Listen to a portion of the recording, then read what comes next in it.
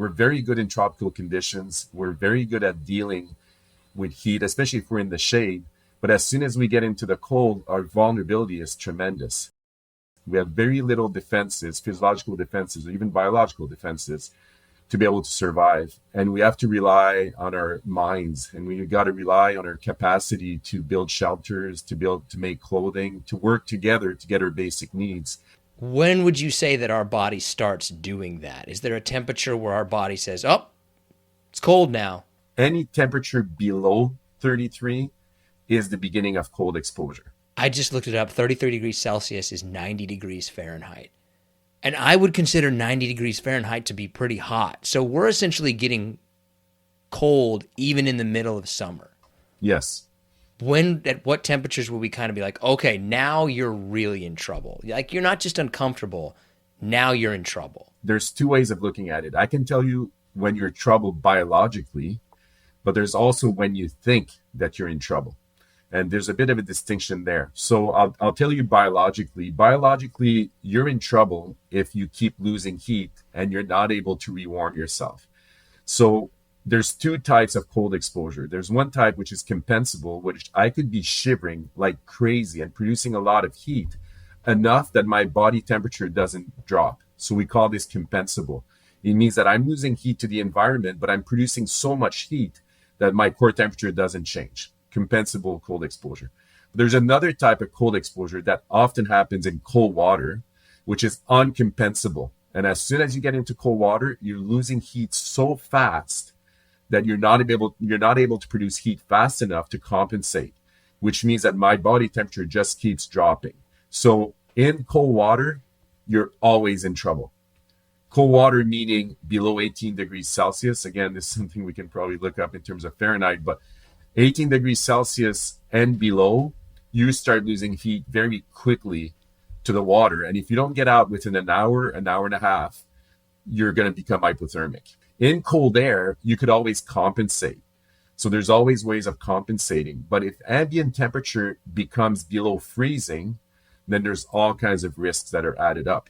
Some of these risks were going to be related to frostbite. Your hand blood flow is going to drop. Your feet blood flow is going to drop. And then your extremities become very at risk of any type of injury.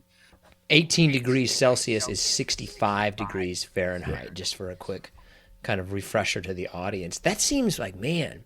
So, okay, this is a complete aside, but I've always wondered this. Whenever you get in cold water, like, why do we take that, like you start breathing like that? Why is that? There's a program in the UK. It's called that they've been trying to an intervention that they're trying to get everybody to understand is if you fall in cold water, you need to float first. Extremely important. The reason if you don't float first, as soon as you hit that water, you will take a deep breath, and that's called cold shock.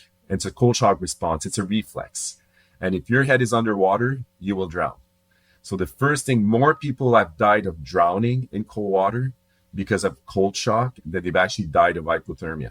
So you need to float first. So essentially there are receptors right below the skin.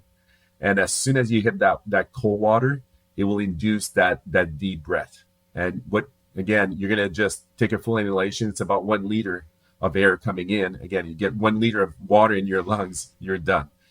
What is it about the cold that does it to us, though? It's like, what is happening kind of inside of our body that doesn't agree with the cold? So as soon as we get in the cold, we start losing heat very quickly to the environment. And our body's going to say, we need to shut this down, because if we keep losing heat to the environment at that rate, our body temperature will start dropping.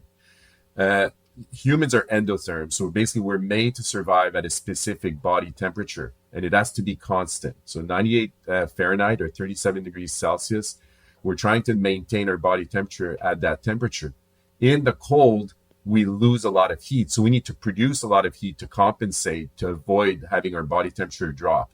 So the first thing our body's going to do is as soon as you get into cold conditions, is going to shut off anything going to the periphery. So to your hands and feet. And as you all know, when you work in cold places, your hands and feet become very cold and way before the rest of your body becomes cold. So this is very typical of the human response, and it just brings all the warm blood towards the core of the body and tries to keep the core at a constant temperature. But for humans, it takes a lot of energy to be able to do this. And we're burning a lot of energy to be able to maintain that body temperature. I don't know if I'm going to really be able to like kind of quantify this question very well, but I think it will make sense in the sense that like, okay, if we do this kind of training, you mentioned you work with the military.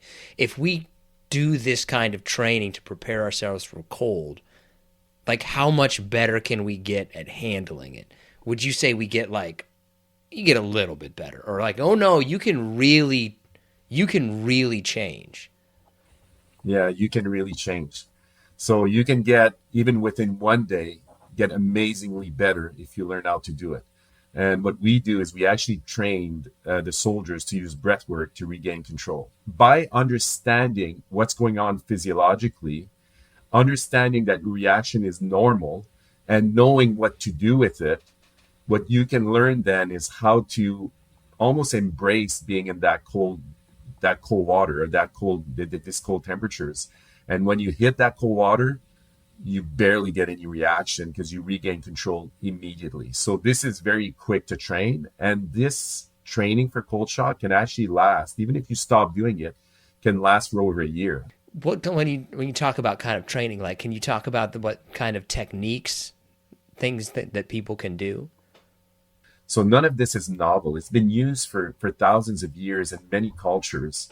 And people have used cold water or any type of very intense stressor to be able to learn to even meditate and be able to become in a zone that you keep control. And this is done mainly through breath work. It's done through even being self-aware of the dangers that you're facing and knowing that you can keep control even in these very harsh conditions. And so this is something where there could be many benefits in pushing your body outside of these limits and showing that your body is able to respond in a very positive way. Is this in any way kind of like the old adage about exercise, right? Like my body starts telling me that I'm tired long before I'm actually really tired. Yes, it's exactly the same thing.